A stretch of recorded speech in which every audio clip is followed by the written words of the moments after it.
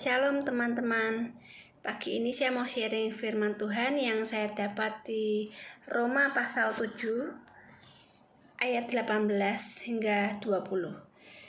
Bunyinya, sebab aku tahu bahwa di dalam aku, yaitu di dalam aku sebagai manusia, tidak ada sesuatu yang baik. Sebab kehendak memang ada di dalam aku, tetapi bukan hal berbuat apa yang baik. Sebab bukan apa yang aku kehendaki, yaitu yang baik yang aku perbuat, melainkan apa yang tidak aku kehendaki, yaitu yang jahat yang aku perbuat. Jadi jika aku berbuat apa yang tidak aku kehendaki, maka bukan lagi aku yang memperbuatnya, tetapi dosa yang diam di dalam aku. Ya, luar biasa. Firman Tuhan itu, semua yang tertulis di Alkitab itu sebenarnya itulah yang yang sebenarnya terjadi dalam kehidupan kita, teman-teman. Saya pernah berjumpa dengan seorang orangnya itu berkata demikian dengan saya. Kenapa ya? Setiap apa yang tidak ingin aku lakukan, justru itu aku lakukan gitu. Justru itu aku perbuat gitu. Jadi saya tahu bahwa itu tuh perbuatan yang tidak benar. Kalau itu saya tahu. Tapi saya tuh tidak bisa melawan. Rasanya seperti tangan saya itu dan kaki saya tuh terbelenggu. Saya harus nurut dengan kehendak iblis ini, saya harus nurut gitu. Jadi ya, walaupun saya tidak pingin, saya tidak mau, tapi saya seperti ada yang mendorong, dorongan kuat itu ada dalam diri saya untuk saya melakukan perbuatan yang berdosa gitu. Dan saya banyak sekali melihat,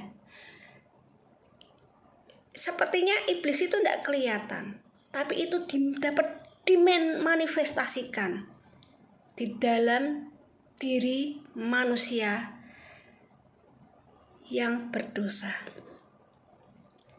Ya, dalam diri manusia yang berdosa itu tuh sebenarnya sesungguhnya manifestasi dari iblis di dalam hidup orang tersebut gitu. Jadi ya, mau bagaimana lagi? Keinginan untuk bertobat tuh ada, keinginan untuk hidup benar tuh ada, tapi tidak mampu. Kenapa? Karena orang yang melakukan berdosa itu sesungguhnya dia adalah hamba dosa. Hidupnya tuh terbelenggu. Jadi harus ada benar-benar Tuhan sendiri yang berkuasa untuk melepaskan orang tersebut. Ya, ini loh teman-teman, alasan mengapa Tuhan Yesus harus turun ke dalam dunia ini, teman-teman. Ya, kalau manusia tanpa Tuhan Yesus bisa selamat, tidak mungkin Tuhan Yesus turun ke dunia ini. Manusia yang sudah hidup dalam dosa itu terbelenggu, teman-teman. Ya, kalau belenggu borgol biasa, kita bisa melepaskannya. Ya, pakai kunci atau pakai bagaimana caranya bisa lepas. Tapi kalau iblis yang membelenggu hidup kita, tidak ada satu-satunya cara, teman-teman, kecuali Tuhan sendiri yang melepaskan belenggu iblis itu dari hidup kita. Jadi oleh sebab itu Tuhan Yesus turun ke dalam dunia ini, teman-teman. Untuk apa? Untuk mengalahkan iblis, untuk berperang, ya, melawan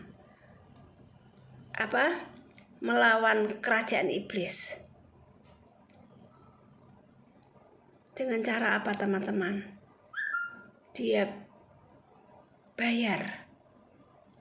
Ya, tidak cukup dengan aku mengampuni. sudah selesai. Tidak cukup teman-teman. Mungkin pada pengertian orang kan gini, Tuhan kan Maha Kuasa, Tuhan tinggal ngomong. Tapi perlu kita ketahui teman-teman, bahwa Tuhan itu bukan Tuhan yang ingin menang sendiri. Dalam pertandingan, Tuhan itu adalah Tuhan yang fair. Ya.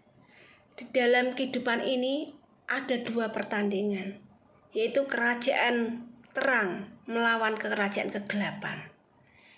Tuhan melawan iblis. Ya. Dan iblis ini sudah dari awal memang dia ingin memberontak kepada Tuhan, ingin melawan Tuhan, gitu. Ingin menyerang anak-anak Tuhan. Dan oleh sebab itu, kita manusia yang hidup dalam daging, ya, yang adalah ciptaan manusia yang lemah, kita tidak mungkin bisa berbuat apa-apa, teman. Karena lawan kita itu bukan darah dan daging. Ya. Kalau lawan kita darah dan daging manusia biasa, wah kita bisa melawan gitu. Pakai senapan, ya, atau pakai apa? Pakai senjata-senjata yang canggih-canggih gitu. Seperti Rusia melawan Ukraina, ya, canggih-canggih gitu. Tapi lawan kita tidak kelihatan, teman-teman. Lawan kita tuh iblis. Dan kekuatan iblis hanya bisa dikalahkan dengan kekuatan Tuhan.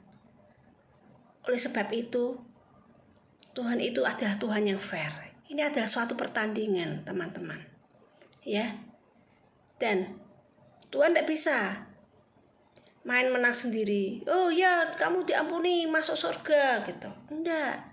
Tuhan pun juga tidak sembarangan. Semua orang bisa masuk kerajaan surga, teman-teman. Ya. Karena surga itu bukan murahan, teman-teman. Tidak sembarang orang bisa masuk.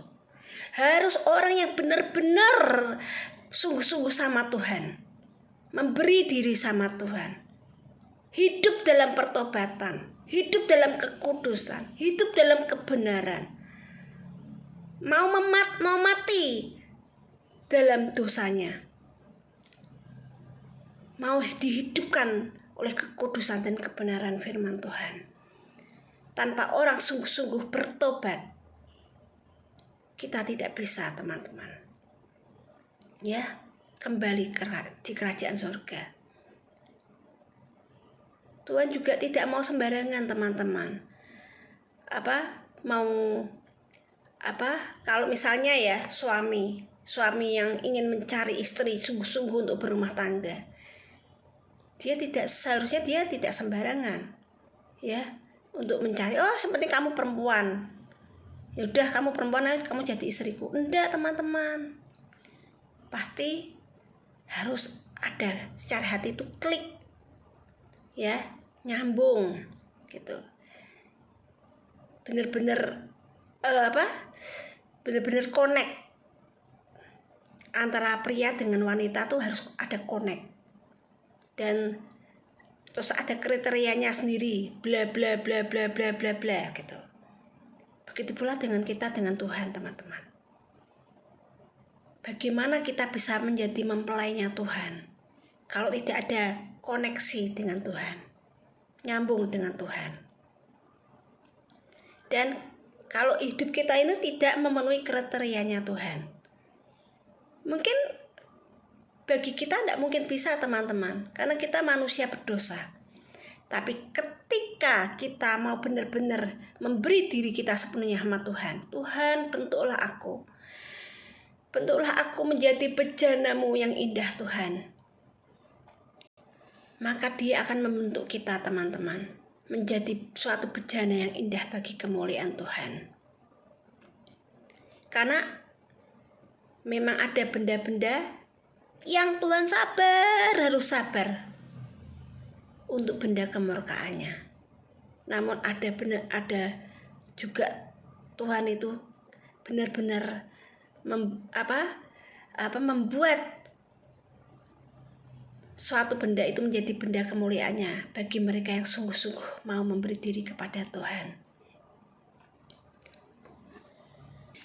Maukah kita memberi diri kepada Tuhan, teman-teman? Sungguh-sungguh memberi diri untuk dipakai Tuhan sebagai benda kemuliaannya. Ya. Jadi tanpa Tuhan sendiri yang berperang ya bagi kita, maka manusia tidak mungkin sanggup, teman-teman, untuk lepas dari belenggu dosa, untuk lepas dari kuasa kegelapan.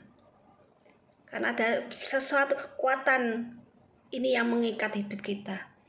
Di mana roh Tuhan ada, di situ ada kemerdekaan. Ketika roh Tuhan datang dan melingkupi seluruh kehidupan kita, menguasai kehidupan kita, ambil alih hidup kita, maka kuasa kegelapan itu sirna, teman-teman. Kita akan menjadi orang yang dimerdekakan. Kita menjadi orang yang dilepaskan. Luar biasa, teman-teman. Saya mau bercerita tentang kehidupan saya. Bahwasanya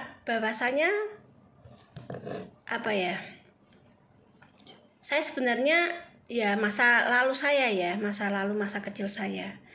Dulu saya itu pada waktu masih kecil, remaja, itu saya terikat dengan suatu spirit yang sebenarnya kalau saya ngomong sekarang malu ya, teman-teman, tapi tidak apa-apa. Memang dosa itu harus ditelanjangi. Kenapa? Untuk apa saya malu? Karena saya sekarang sudah tidak hidup di sana gitu. Saya itu terikat oleh spirit pencurian. Tapi yang saya curi itu bukan milik orang lain, teman-teman, melainkan milik keluarga sendiri, ya. Jadi saya itu dari keluarga yang maaf kata kurang mampu waktu itu. Tapi bertanjak saya di remaja, namanya anak remaja mulai puber itu kan kepingin tampil cantik, kepingin dilihat sama temannya gitu ya. Lah kemudian saya karena saya kepingin beli ini, beli itu gitu. Tapi saya tidak punya uang, saya belum bekerja. Makanya seperti ada yang memberikan saya tuh ide. Dan ide itu saya lakukan. Ide itu sebenarnya dari iblis ya, dari si jahat. Jadi saya curi ya pakaiannya kakak saya, pakaiannya papa saya, pakaiannya mama saya curi. Saya jual. Waktu itu ada lowaan gitu. Lowaan, saya jual di lowaan. Dapat uang. Ya ampun, teman-teman. Kalau mau inget-inget tuh ya gimana ya. Cuman buat beli sesuatu yang hairspray. Ya, zaman dulu kan baru ngetren-ngetrennya rambut jambul seperti Monas itu. Jadi dibuat jambulnya tuh tinggi seperti ini. Tinggi. Wah, kalau sudah jambulnya paling tinggi gini udah paling cantik waktu itu, teman-teman gitu. Ya, pakai spray gitu. Ya, di spray. Ya. Wah, zaman dulu ketip-ketipan. Ya. Jambulnya tuh tinggi-tinggian, paling tinggi itu paling cantik. Kelihatannya merasa dirinya cantik gitu. Atau beli lulur biar kulitnya jadi putih gitu. Aduh, gitu ya. Terus tapi saya tahu teman-teman bahwa itu perbuatan yang tidak benar. Akhirnya saya sadar itu perbuatan yang tidak benar. Dan tapi saya tidak berdaya, teman-teman, karena orang yang sudah berbuat dosa, dia adalah hamba dosa. Jadi ketika ya saya tidak mau, itu seperti kayak didorong, kayak digerakkan, kayak diharuskan untuk saya mengulangi perbuatan saya lagi yang lama, terus apa aja saya jual. Tapi ya bukan, karena barang di rumah saya bukan sesuatu barang yang mewah-mewah. Jadi ya apa yang ada. Spray, mama saya punya spray yang baru itu saya jual. Loh, sprayku kok nggak ada gitu. Yang ditutup tuh tetangga saya gitu. Saya cuma diem aja gitu, saya cuma diem. Padahal pelakunya saya gitu. Yang dituduh kakak ipar saya. Ya, saya diem aja. Tapi sebenarnya hati saya itu tersiksa, teman-teman. Manusia roh saya tersiksa sekali. Saya tersiksa sekali, teman-teman. Karena intimidasi itu ada terus, datang terus. Lalu saya tuh tiba-tiba tuh di waktu itu duduk di ranjang, saya tuh sedih, nangis gitu. Terus mama saya tuh deketin saya gitu. "Kenapa, No?" Gitu. "Kenapa? Kamu kok nangis, kok sedih, kenapa?" Gitu. Terus saya bilang gini, "Tapi Mami janji ya, Mami tidak akan marah." Gitu. "Iya, Mami janji, Mami tidak akan marah." Gitu. Terus benar, Mami janji tidak akan marah. Benar, Mami janji tidak akan marah. Baru saya berani ngomong bahwa Mami tahu ndak, barang-barangnya Mami, baju punyanya Cici, punyanya Papi, spray yang baru itu terusnya yang jual Mi gitu. Tak kira itu tetangga situ atau kakak ipar itu yang tak kira, ternyata Toyoto saya, nama panggilan saya waktu masih kecil. Toyoto motociut. Ternyata Toyoto gitu. Lah terus uangnya kamu buat apa? Yaitu Mi, tak beli spray. Buat kecantikan itu loh, lulur, bedak gitu. Lah gimana lagi ya? Tapi saya tuh bersyukur ya punya mamah yang luar biasa. Dia tidak menghajar saya habis-habisan gitu. Dia tidak mukul saya, tidak maki-maki saya. Justru dia mengasihi saya. Dia berkata, "Ya enggak apa-apa No, tapi jangan diulangi lagi ya." Gitu. "Enggak apa-apa, jangan diulangi lagi ya No." Gitu. Melihat itu ya teman-teman, bahwa kasih itu menutupi segala pelanggaran. Itu yang membuat saya berkata, sampai mati pun aku tidak akan mencuri. Sampai mati aku tetap tidak akan mencuri lagi. Itu yang membuat saya mempunyai komitmen yang kuat. Sejak itu, ketika saya benar-benar memberi diri, saya benar-benar komitmen yang kuat ada dalam hati saya, maka iblis tidak punya kuasa lagi. Iblis tidak mampu lagi untuk berbuat apa-apa lagi. Ya. Tapi banyak enggak orang yang juga punya kemauan yang keras gitu. Tapi bisa kembali lagi. Banyak teman-teman. Banyak. Sesungguhnya Tuhan mau untuk melepaskan kita, untuk membebaskan kita. Tapi kalau kita tidak sungguh-sungguh, sampai benar-benar kita, apapun yang terjadi, mati pun aku tidak akan melakukan hal itu. Punya kemauan seperti itu enggak kita, teman-teman? Kalau kita punya kemauan seperti itu, komitmen untuk sungguh-sungguh memberi diri sama Tuhan. Tuhan, mulai sekarang Tuhan, aku mau memberi diriku sepenuhnya kepadamu Tuhan. Biarlah Engkau yang punya otoritas mengambil alih hidupku ini Tuhan. Mengambil alih hidup seluruh hidupku. Engkau yang berkuasa atas hidupku. Engkau yang pegang kendali dalam hidupku. Apapun Tuhan yang Engkau inginkan, itulah yang aku lakukan. Kalau kita sudah membuat komitmen itu, keputusan itu, maka Tuhan akan bekerja leluasa dalam hidup kita, teman-teman.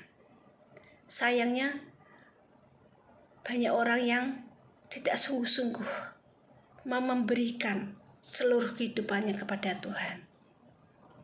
100% seluruh hidupnya kepada Tuhan. Dia maunya ya Tuhan nganu ya Tuhan, tapi aku ya mau juga ini gitu.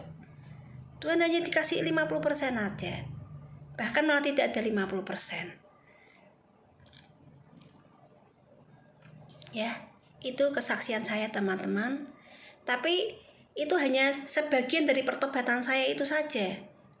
Waktu itu tentang hal mencuri itu. Sampai sekarang itu terus saya komitmen. Ya. Tapi hal-hal yang lainnya kan kita tidak bisa teman-teman. Masih bisa lepas ini tapi kita terjerat ini. Masih lepas ini kita terjerat ini gitu. Tapi kalau kita mau benar-benar memberi diri kita sepenuhnya sama Tuhan, Tuhan dalam hal apapun Tuhan, aku mau bertobat Tuhan, aku mau lepas Tuhan, aku mau dimerdekakan, aku ingin menjadi orang-orang yang dimerdekakan Tuhan dari dosa. Aku tidak mau menjadi hamba dosa Tuhan, aku mau menjadi hamba kebenaran. Ketika kita sungguh-sungguh mau memberi diri untuk menjadi hamba kebenaran, maka Tuhan yang akan menjadi Tuhan dan Raja atas hidup kita, Juru Selamat atas hidup kita teman-teman. Satu-satunya jalan adalah apa teman-teman? Ketika kita memberi diri kita sepenuhnya sama Tuhan, satu-satunya jalan adalah Tuhan katakan, barang siapa tidak memikul salibnya, menyangkal dirinya, memikul salibnya dan mengikut aku, dia tidak layak bagiku. Ya. Salib itu yaitu apa? Harus kita pikul teman-teman. Salib untuk apa? Untuk menyalibkan kedagingan kita teman-teman.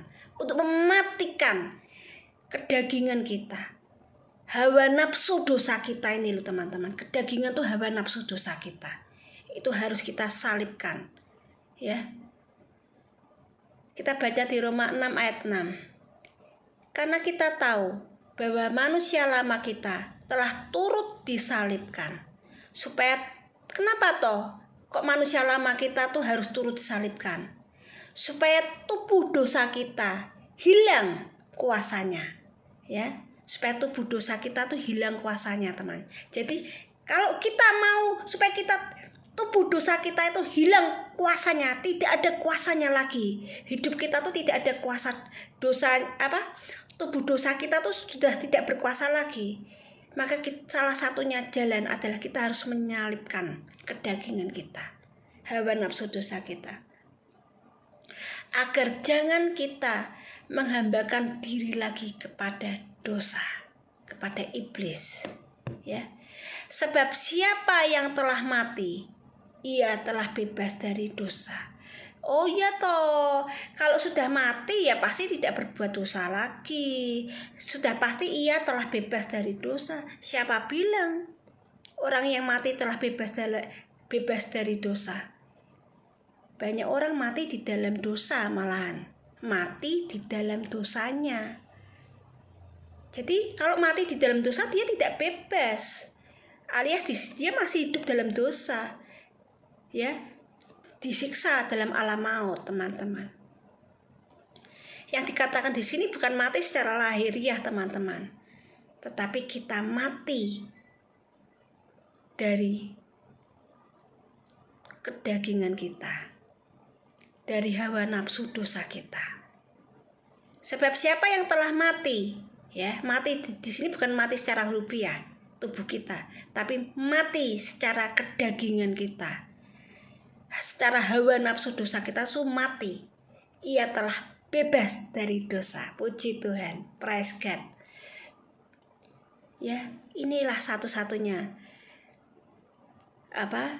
firman Tuhan yang memerdekakan hidup kita, teman-teman. Kalau kita mau supaya tubuh dosa kita itu tidak punya kuasa lagi, teman-teman, maka satu-satunya kita harus menyalibkan kedagingan kita. Ya. Kedagingan kita itu harus kita salibkan, harus kita matikan. Ketika kedagingan kita itu mati, teman-teman, maka kita telah bebas dari dosa. Ya. Kita telah bebas dari dosa. Sekarang gini, ibaratnya orang mati, teman-teman. Orang mati secara hurufiah sajalah. Dijiwet, ditampar, ya, diapa-apakan, pukulin. Diem aja, teman-teman. Diem. Tidak kerasa apa-apa. Begitu pula ketika kedagingan kita mati, teman-teman. Ya, kedagingan kita mati.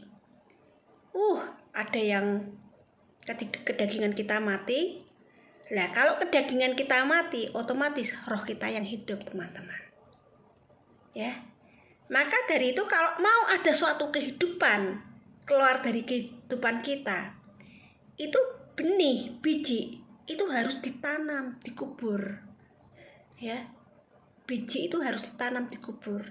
Dikubur itu mati. Biji itu harus mati dulu. Baru muncul kehidupan, tunas kehidupan. Lama-lama tambah besar, tambah besar, tambah besar. Ya. Begitu pula ketika kedagingan kita mati, teman-teman, maka roh kita menjadi hidup. Dan saat roh itu penurut, ya, daging itu lemah, roh itu penurut. Itu yang Tuhan kehendaki. Bukan daging kita yang kuat, tapi roh kita yang lemah. Bukan itu yang Tuhan kehendaki. Tapi yang Tuhan kehendaki, daging itu harus lemah, harus dilemahkan, bahkan harus matikan. Ya. Dan roh sehingga ketika daging kita lemah, ketika daging kita dimatikan, maka roh kita yang menjadi kuat. Roh kita yang hidup, roh kita yang bertumbuh. Untuk apa, teman-teman? Untuk menuruti apa yang menjadi kehendaknya Tuhan. Apa yang Tuhan kehendaki. Nah, jadi ketika daging kita lemah, daging kita mati, lalu ada orang yang menyakiti perasaan kita. Kalau daging kita sudah lemah, tidak ada kuasanya lagi, no power lagi, kita tidak akan marah, teman-teman. Justru kita akan tersenyum. Kita akan kasihan ya. Ya, karena mereka belum tahu kebenaran. Kalau mereka tahu kebenaran, tidak mungkin dia seperti itu, gitu. Jadi kita bisa malah tersenyum, malah bisa mendoakan, bisa mengampuni, ya, bisa memberkati. Tapi kalau daging kita kuat, mana bisa mengampuni, mana bisa kita mendoakan, apalagi memberkati, boro-boro gitu. Tidak mau, mengampuni aja tidak mau, apalagi memberkati. Ya. Saya bisa bicara seperti ini sebenarnya saya pun sudah mengalami, teman-teman. Ketika ada orang itu menyakiti saya, padahal saya tidak pernah melakukan sesuatu yang merugikan atau menyakiti orang tersebut. Namun waktu itu ada sesuatu hal yang membuat sesuatu itu saya katakan baik-baik gitu. Itu dia salah paham dan kemudian menyerang saya gitu.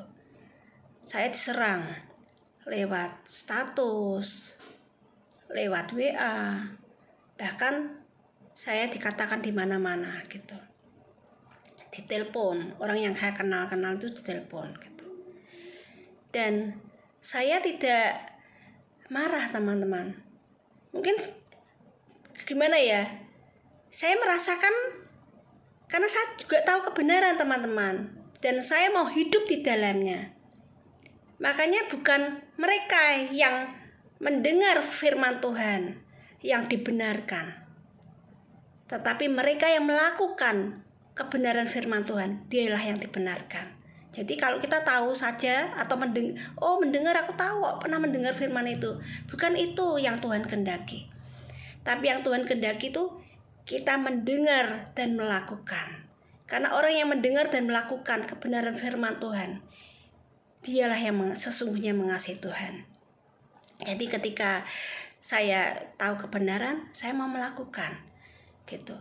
Firman Tuhan mengatakan, kasihlah musuhmu, berdoalah bagi mereka yang menganiaya kamu, berkati gitu. Dan saya seperti dimampukan oleh Tuhan, sehingga saya tidak marah gitu. Bahkan waktu itu terus dilakukan. Tapi saya hanya bisa diem, seperti benar apa yang dikatakan Tuhan. Tuhan itu dia menjadi teladan yang luar biasa, teman-teman. Tuhan padahal sudah berbuat yang luar biasa, mengadakan mujizat, ya. Orang yang lumpuh bisa berjalan, yang buta bisa melihat, yang tuli mendengar, ya, yang mati dibangkitkan, yang kerasukan iblis dilepaskan, yang tidak bisa makan dikasih makan Tuhan secara berlimpah-limpah. Tapi apa yang terjadi, teman-teman? Salibkan dia, salibkan dia, salibkan dia. Tuhan hanya diam seperti domba yang keluh. Dia pikul, benar-benar dia pikul salibnya, ya. Salib sebenarnya bukan salibnya Tuhan Yesus, tapi salib kita semua, teman-teman. Dosa kita yang dipikulnya di atas Golgota, dipikul dia di atas Golgota. Dia bawa seluruh hidup dosa-dosa kita, teman. Dia yang menanggung seluruh dosa-dosa kita. Dan itu benar-benar dipakukan di atas kayu salib. Puji Tuhan, saya punya Tuhan yang tidak baper, tidak bawa perasaan. Saya mengucap syukur, puji Tuhan, saya tidak punya Tuhan yang sensi, yang tidak gampang ceklekan secara hati, ya. Wah, kamu sudah tak tolongi, sudah tak kasih, sudah tak berkati. Kok Tuhanmu kok disalib seperti ini? Kok aku kok dihina seperti ini? Untung Tuhan tidak seperti saya, teman-teman. Saya yang dulu. Atau kita semua yang dulu ya, teman-teman, masih lama. Kalau Tuhan seperti itu, waduh. Karena memang dia bukan manusia biasa, dia adalah Tuhan yang menjadi manusia, ya.